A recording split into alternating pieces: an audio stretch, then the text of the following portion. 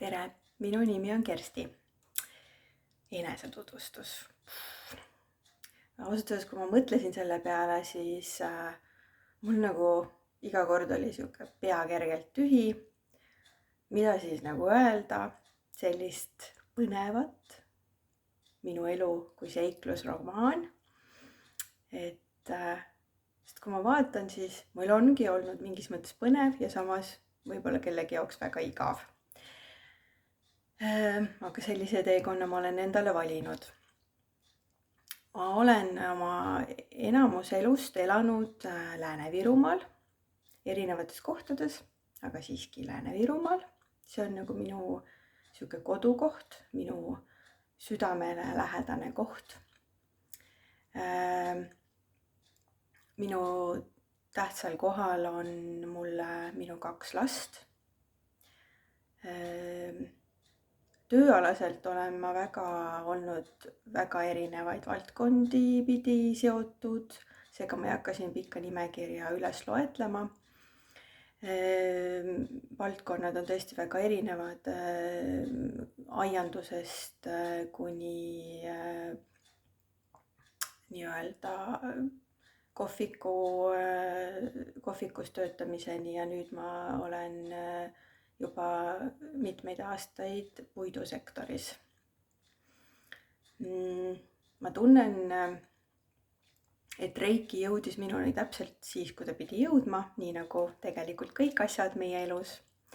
Ja ma olin väga madalas seisus oma elus, ma ei olnud rahul oma tööalaste nii-öelda aspektidega ega tegelikult üldse rahul seisuga, kus ma olin. Ja tundsin, et mul on vaja muutust. Ja minu jaoks tundus Reiki just täpselt see õige vahend, kuidas siis jõuda iseendani. Ja ausalt öeldes, kui alguses, kui ma näen nagu praegu kõrvalt, ma põikan niimoodi kõrvale vaikselt, et kui ma näen praegu kõrvalt inimesi, kes leiavad vabandusi, et nii-öelda hirmudele siis nagu otsa vaadata ja tegeleda oma asjadega, siis ma tundsin, et ma olin nagu sellises seisus, kui ma Reiki avastasin, et mul ei olnud nagu ühtegi dilemmat, et mis asja, mis hirm, pole sihukest enam, on ju. Nüüd on nagu täiskäik edasi ja täpselt vaatangi, mis sealt tuleb, et enam nagu hullemaks minna ei saa ju. Ja ma pean ütlema, et see oli nagu kõige parem otsus üldse, mis ma olen teinud lähiaastatel iseenda jaoks, sest et just iseenda jaoks. Ma olen olnud väga selline teistele suunatud elaja, kes nii-öelda on alati tahtnud meeldida ja pakkuda nii-öelda teisi silmas pidades siis mugandades iseennast, teisi silmas pidades, mitte lähtudes iseendast. Ja see otsus oli täiesti minu valik, parim valik ausalt öeldes.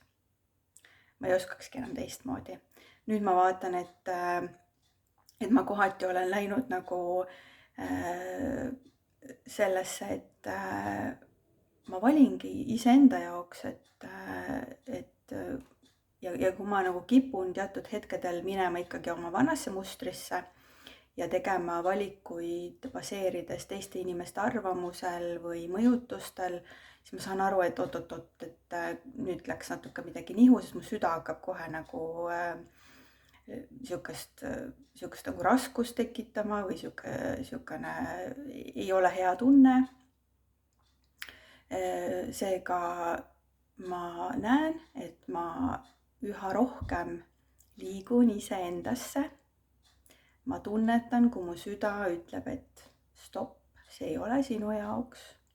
Samas ma olen avastanud ka olukordi, kus mu süda nagu ütleb, et stopp, et see ei ole enam sinu jaoks, aga ma ei oska veel nagu täpselt aru saada, et mis see siis on, mis see on minu jaoks.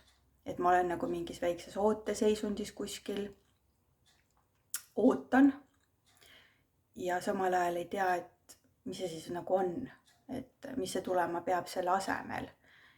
Sest ma tunnen, et ka ma ei saa lõpetada midagi, kui mul ei ole nagu seda uut aspekti juba nagu füüsiliselt ei hakka minu jaoks nagu see materialiseeruma, sest et noh, realistlikult ega ma ennast siis nii-öelda ei saa jätta ilma tööst või ulualusest, kui ma tunnen, et see pole enam minu jaoks, aga mul pole ka mingit muud alternatiivi.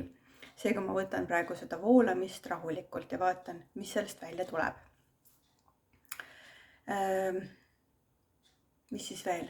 Mulle väga meeldib, on lapsest peale tegelikult meeldinud tantsida. Ma olen olnud erinevates rahvatantsutruppides, enam mitte nii väga, sest et kuidagi mingil hetkel see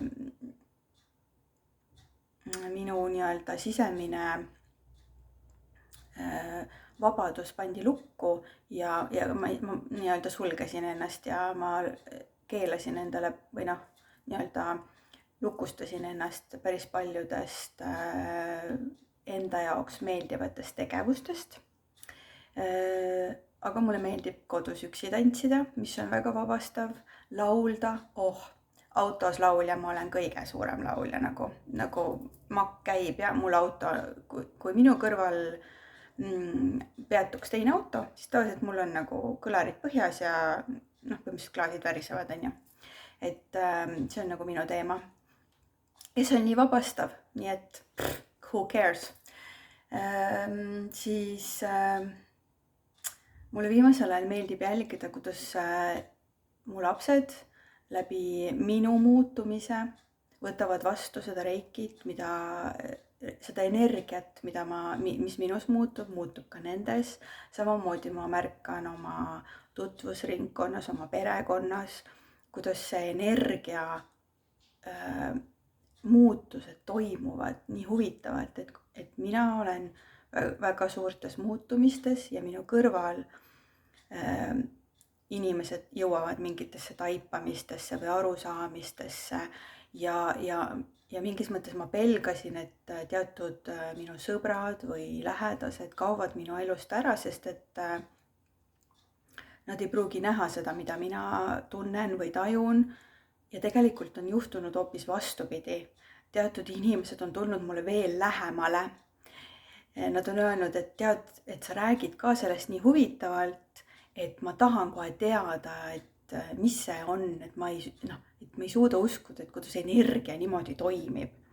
Et selles mõttes ma olen tegelikult saanud oma perega ja oma sõpradega veel lähedasemaks ja see on nagu minu jaoks uskumatu kingitus, mida on universum mulle pakkunud.